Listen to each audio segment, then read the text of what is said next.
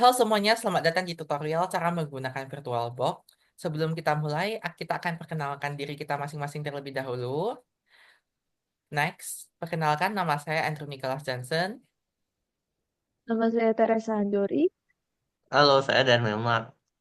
Next. Konten yang akan kita bahas hari ini meliputi yang pertama virtualisasi, kemudian kontainerisasi, dan perbedaan antara keduanya. Dilanjutkan dengan pembahasan mengenai VirtualBox, kemudian kelebihan dan kekurangan dari VirtualBox, dan diakhiri dengan live demo cara menggunakan VirtualBox. Next. Oke, jadi dalam dunia komputasi modern, ada efisiensi sumber daya itu menjadi salah satu prioritas utama. Jadi ada dua pendekatan yang biasanya digunakan. Yang pertama itu virtualisasi, yang kedua itu kontainerisasi. Meskipun keduanya punya tujuan yang sama, yaitu meningkatkan fleksibilitas dan skalabilitas dalam pengelolaan sumber daya, namun pendekatan yang digunakan itu bisa sangat berbeda. Kita mulai dari virtualisasi terlebih dahulu. Jadi virtualisasi itu apa? Virtualisasi itu adalah teknologi yang memungkinkan pembuatan lingkungan komputasi virtual dari satu mesin fisik. Contohnya ketika kita punya satu komputer, kemudian kita bisa punya beberapa virtual mesin di dalamnya. Dengan virtualisasi, sumber daya perangkat keras seperti CPU, memori, dan penyimpanan dapat dibagi ke beberapa VM atau virtual mesin. Nah, setiap virtual mesin juga bisa menjalankan OS dan juga aplikasinya secara independen. Contoh dari virtualisasi seperti VirtualBox, VMware, Microsoft Hyper-V, dan lainnya. Nah, pada gambar di slide ini kita bisa melihat arsitektur dari virtualisasi di mana setiap virtual machine atau VM bisa punya OS-nya masing-masing yang digambarkan sebagai guest OS dan bisa menjalankan aplikasi yang berbeda-beda yang digambarkan sebagai App 1, App 2, dan App 3. Next. Nah, selanjutnya adalah kontainerisasi. Kontainerisasi di sisi lain adalah teknologi yang menggunakan kernel dari sistem operasi atau OS tunggal untuk menjalankan aplikasi dalam kontainer yang terisolasi. Kontainer itu hanya berisi aplikasi dan dependensinya, tetapi berbagi kernel dengan host lain. Nah, contoh daripada kontainerisasi itu seperti Docker dan juga Kubernetes, dan juga ada beberapa metode kontainerisasi lainnya. Nah, pada gambar di atas di layar kita bisa melihat arsitektur dari kontainerisasi yang digambarkan dengan satu OS atau operating system yang dituliskan sebagai operating system, kemudian setiap kontainer dijalankan di atas engine yang sama atau digambarkan sebagai container engine, dan setiap kontainer itu digambarkan punya App 1, App 2, dan App 3. Next. Selanjutnya adalah kelebihan dan kekurangan dari masing-masing pendekatan, yaitu virtual mesin dan juga kontainerisasi. Kita mulai dari virtualisasi terlebih dahulu. Kelebihan dari virtualisasi yang pertama, isolasi yang tinggi. Jadi setiap VM itu beroperasi secara independen, sehingga kegagalan dari satu VM tidak akan mempengaruhi VM lainnya. Yang kedua adalah dukungan multi OS. Seperti yang sudah dibahas sebelumnya, setiap VM bisa menjalankan OS yang berbeda-beda. Yang ketiga, stabilitas. Stabilitas ini berarti cocok untuk meneruskan aplikasi legacy yang membutuhkan OS yang spesifik. Misalkan harus menggunakan OS Linux atau OS Mac. Nah, kekurangannya yang pertama konsumsi sumber daya yang besar, membutuhkan lebih banyak CPU, RAM, dan juga storage karena setiap VM harus punya OS yang masing-masing. Yang kedua, booting time yang lebih lama. VM membutuhkan waktu yang lebih lama untuk siap untuk digunakan. Yang ketiga adalah biaya yang lebih tinggi. Teknologi seperti VM membutuhkan lisensi yang relatif mahal agar bisa menggunakan fitur-fitur tertentu. Nah, selanjutnya adalah kontainerisasi. Kelebihan dari kontainerisasi yang pertama adalah efisiensi yang tinggi. Jadi kontainer itu hanya membawa aplikasi dan dependensinya tanpa harus punya OS karena menggunakan host OS-nya.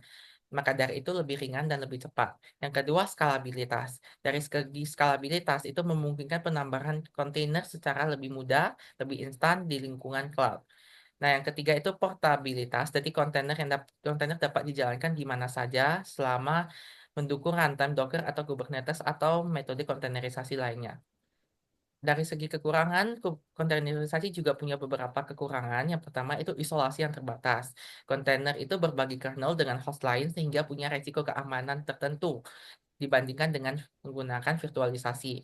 Yang kedua adalah tidak cocok untuk aplikasi legacy. Beberapa aplikasi yang membutuhkan kernel tertentu tidak sesuai atau tidak bisa digunakan kontainerisasi. Yang ketiga itu ketergantungan pada platform. Pengelolaan kontainer memerlukan tools seperti contohnya Docker atau Kubernetes, sehingga kita bisa mengontrol kontainer-kontainer yang sedang berjalan. Serta yang terakhir itu mungkin adalah kurva pembelajaran yang cukup tinggi karena lebih sulit dipelajari dibandingkan dengan virtualisasi. Baik, bagian selanjutnya akan dijelaskan oleh Teresa Anjori. Nah, kan ini VirtualBox. Jadi kita mau kenalan dulu nih sama VirtualBox. Si VirtualBox ini adalah software virtualisasi open source dari Oracle yang memungkinkan pengguna untuk menjalankan beberapa sistem operasi secara bersamaan dalam satu mesin.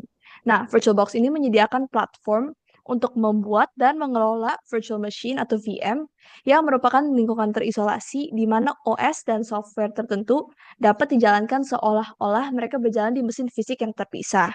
Nah, ini possible karena VirtualBox termasuk hypervisor tipe 2. Nah, hypervisor tuh yang memungkinkan terjadinya virtualisasi seperti ini. Nah, dia tuh tipe 2 karena dia berjalan di atas host operating system. Ini maksudnya kan kalian punya host operating system, laptop kalian punya Windows, punya Linux. Nah, VirtualBox tuh diinstal di OS tersebut. Makanya dia hypervisor tipe 2. Nah, terus kenapa kita harus milih VirtualBox? Kan banyak platform virtualisasi lainnya kayak VMware atau Microsoft Hyper-V. Nah, ini di sini kita jelasin sedikit ya. Pro-nya adalah si VirtualBox ini adalah free dan open source, sehingga banyak forum supportnya dan dapat dengan mudah dimodifikasi sesuai kebutuhan masing-masing. Kedua, dia kompatibel dengan banyak host OS seperti Windows, Mac OS, Linux, Solaris, dan lain-lain. Ketiga, dia highly secure. Jadi dia dapat mengabstraksi hardware dengan complete virtualization. Jadi seandainya kalian mau run malware di dalam VM kalian, di dalam OS-OS di VM kalian, itu tuh relatively safe, highly secure. Jadi nggak apa-apa. Bisa dipakai untuk pen test, malware analysis, dan lain-lain. Terus keempat adalah interface-nya yang user-friendly. Jadi dapat dianggap cukup mudah untuk digunakan, terutama untuk beginner. Yang kelima, dia punya fitur snapshot, rollback, dan cloning. Snapshot adalah kalian nge-save kondisi VM kalian pada saat itu, untuk bisa di rollback berikutnya. Misalnya kayak kalau kalian save nih bikin snapshot, terus kalian sudah ubah-ubah, sudah progress, nah terus ada error gitu, kalian bisa rollback ke snapshot yang telah kalian kalian buat. Selain itu, snapshot ini juga bisa di-clone, sehingga kalian bisa membuat copy kondisi VM tertentu berkali-kali dan dengan mudah. Gitu. Dan terakhir, terdapat extension yang bisa menambahkan fitur di VirtualBox ini, seperti disk encryption atau support untuk USB 2.0 atau 3.0. Nah, namanya punya kelebihan, pasti punya kekurangan juga ya. Salah satu kekurangan si VirtualBox ini adalah graphic support yang terbatas dibandingkan beberapa platform lainnya seperti VMware. Nah, dia juga berat di mesin, jadi dia menggunakan resources yang banyak. Mau memori, mau CPU, dia memang agak berat ya. Dan ini tuh fokusnya untuk personal use, jadi tidak ada support untuk penggunaan dalam skala enterprise. Kita juga setelah scroll-scroll untuk pro dan kontra si VirtualBox ini, kita menemukan beberapa review melaporkan adanya bug dalam fitur-fitur tertentu di VirtualBox yang menurut saya juga cukup wajar ya, karena dia kan open source, jadi banyak juga update-update-nya. Ya tentunya hasilnya akan ada beberapa bug yang muncul. Dan dia juga tidak stabil ketika digunakan dengan antivirus tools tertentu. Yang terakhir adalah networking setup yang relatif sulit. Jadi kan dia punya beberapa network mode kayak NAT, bridging segala macam. Nah, dikabarkan oleh beberapa user bahwa setupnya relatif lebih sulit dibanding platform-platform lainnya. Nah, abis ini kita langsung demo aja ya VMware. Akan dijelaskan, langsung demo aja VirtualBox. Nanti akan dijelaskan oleh teman saya, Darren Leonard. Oke, selanjutnya akan saya langsung live demo bagaimana memakai VirtualBox. Oke, pertama-tama kita ke Google, kita cari dulu VirtualBox. Lalu di sini kita bisa langsung klik di button download. Akan menuju ke halaman download ya. Karena kita pakai Windows, kita klik yang Windows Host untuk mendownload VirtualBox-nya. Ini. Nah, karena saya udah download VirtualBox-nya di sini. Nah, ini udah ada. Sama kita harus download OS-nya. Untuk OS-nya kita pakai Kali Linux saja. Di sini kita ke halamannya, kita klik download, lanjut ke bagian ini, machine. Di bagian virtual machine, kita pakai VirtualBox, jadi kita harus download ini, VirtualBox.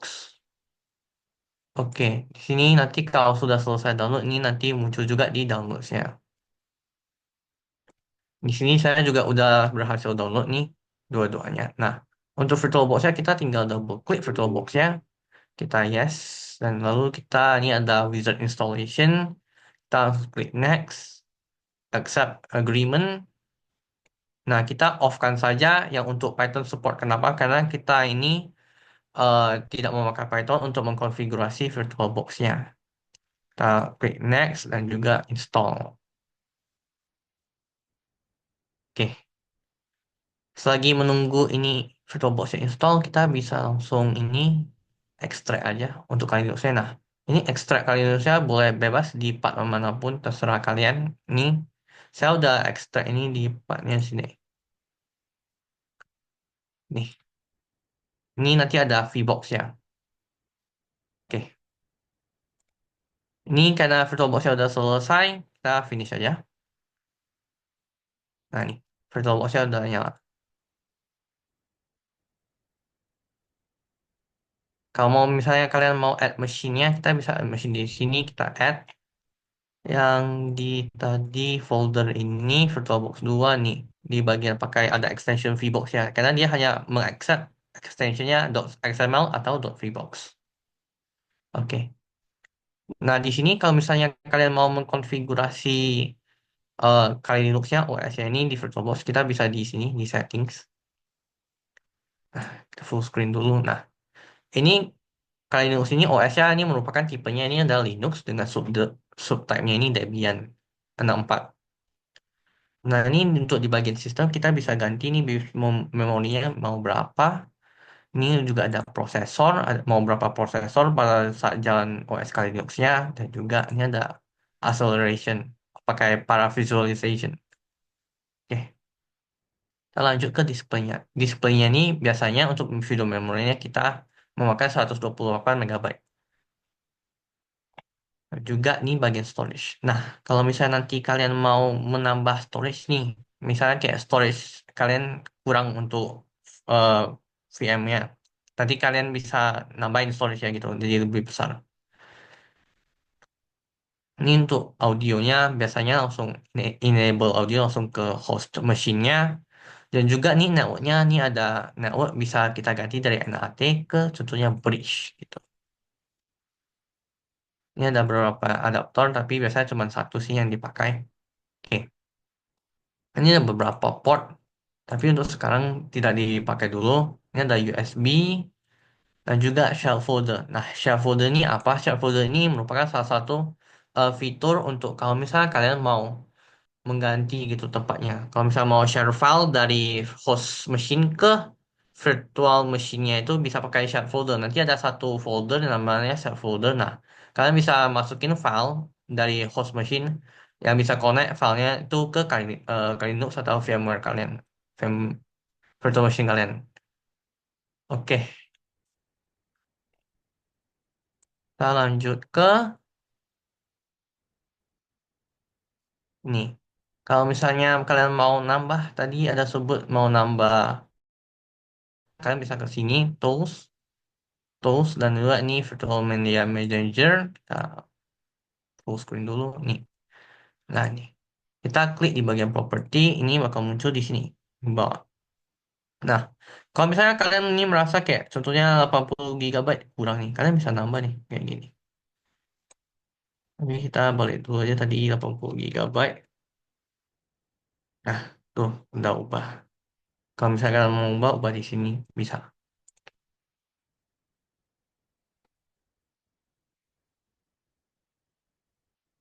Nah, ini merupakan description dari Kali Linuxnya. Ini yang udah kita berhasil menambah nih mesinnya. Ini description-nya nih. Kalau misalnya mau lihat, ini semuanya ada di sini. Dan juga version kalinya juga dibilang di sini. 2024. Dengan username dan passwordnya juga di sini ada. Oke. Untuk sekarang kita langsung jalanin aja OS Kali Linux-nya. Kita tinggal klik start di sini. Sekarang kita tinggal nunggu VM-nya untuk power on.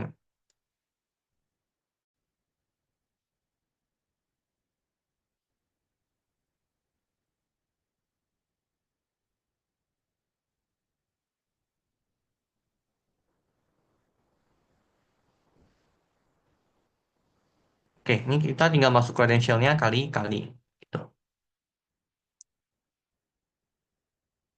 Nah, ini OS-nya udah berhasil nyala, udah berhasil jalan dan juga Ini Kali Linuxnya udah bisa nih kita pakai. Oke, di sini kita sudah bisa lihat OS Kali Linuxnya udah nyala nih. Nah, ini kita bisa lihat di bagian sini di aplikasi Kali Linux ini kita bisa lihat beberapa tools-tools yang udah built-in di Kali Linux. Nah, ini ada information gathering, kayak contohnya toolsnya ini ada Amass, Dimitri, RightSign. Dan juga ini ada vulnerability analysis, kita ada beberapa tools kayak Legion dan Nikto.